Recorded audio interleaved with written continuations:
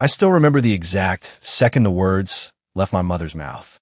Understood? She asked, like she'd just told me the weather was turning cold and I'd better bring a jacket. I was standing in the firehouse bay, broom in hand, diesel fumes thick in the air, and I whispered back, understood. Then I hung up, and something inside me finally broke open. Not with rage, but with the cold, quiet certainty of a man who had run into enough burning buildings to know when the structure is no longer safe to enter. My name is Ethan, 37, firefighter, married to Mara, who spends her nights saving lungs in the ICU, while I spend mine saving houses from flames. We have one daughter, Alara. She's 7, brown curls that never stay in place, eyes that look like they've already seen the inside of every question worth asking. She once took apart our old blender just to watch the blade spin and asked why motion creates wind. To me, she's the brightest light in every dark shift I pull. To my parents, she's exhausting. They never said it outright. They said lively, talkative, a handful, the same tone they'd use for a noisy neighbor or a dog that won't stop barking. But I heard what they meant. She's too much. She interrupts. She corrects. She wants to know why the gravy boat is shaped like that, why the tablecloth has that stain, why Grandpa always sighs when she opens her mouth. For years, I paid the toll. My parents live 15 minutes from us in the same split-level house where I grew up. Dad's back gave out at the factory. Mom quit the checkout lane to take care of him. Their retirement was thin. Mine wasn't. Union pay, overtime, hazard bumps, I could cover gaps. So I did. Property taxes, roof replacement, new transmission, that big flat screen for football Sundays, automatic $250 every Friday into their account. I told myself it was family. I told myself love looks like sacrifice. I told myself if I kept the checks coming, eventually they'd see Alara the way I did. They didn't. The tipping point came 3 weeks before Thanksgiving. I was wiping down the engine after a grease fire call when Mom called. Speakerphone. Casual. We've decided this year we'll keep it calm. Adults mostly. The quieter grandkids. Alara. She asks so many questions, honey. People get tired. It's just one holiday. You and Mara can still come. She'll be fine with a friend. I stared at the red paint on the truck until it blurred. You're uninviting my 7-year-old because she talks? Don't twist it, Mom snapped. This is our home. We set the tone. Your father doesn't need a science lesson over pie. I thought of Alara's gratitude journal open on the kitchen table, pages filled with questions she wanted to ask everyone. Why do leaves change color? Who invented stuffing? Can turkeys dream? I said the only word that felt safe. Understood. I didn't yell when I got home. I waited until Alara was asleep, her volcano book still open to magma chambers. Then I told Mara everything, word for word.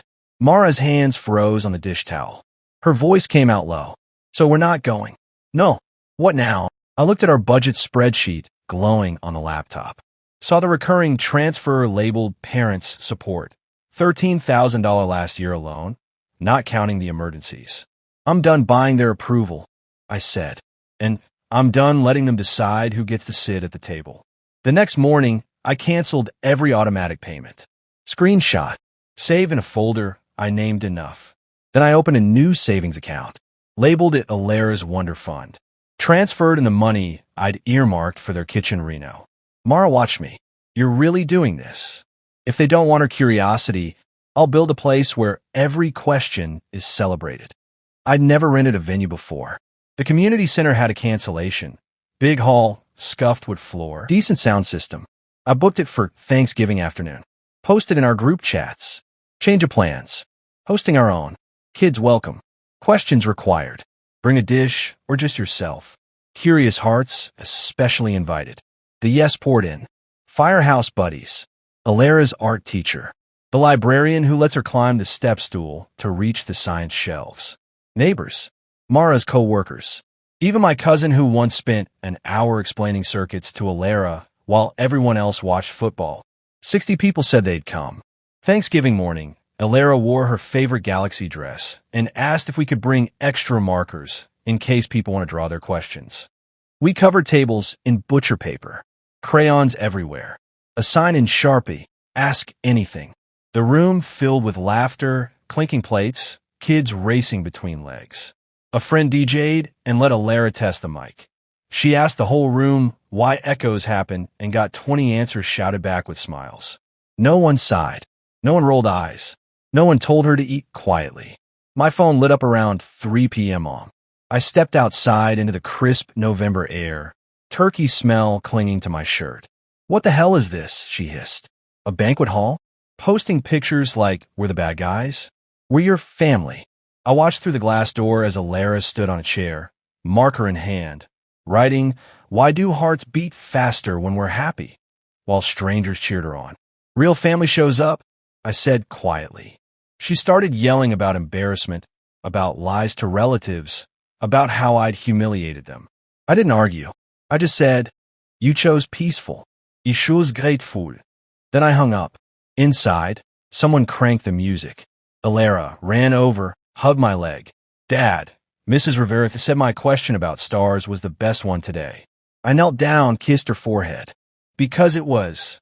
That night, I lay awake thinking about doors. How some close forever. How others swing wide when you stop knocking on. Locked once. We built something better than blood that day. We built belonging. If someone told you your child's light was too bright for their table, would you dim to stay invited? Or would you light a bigger room? What would you do? Tell me in the comments.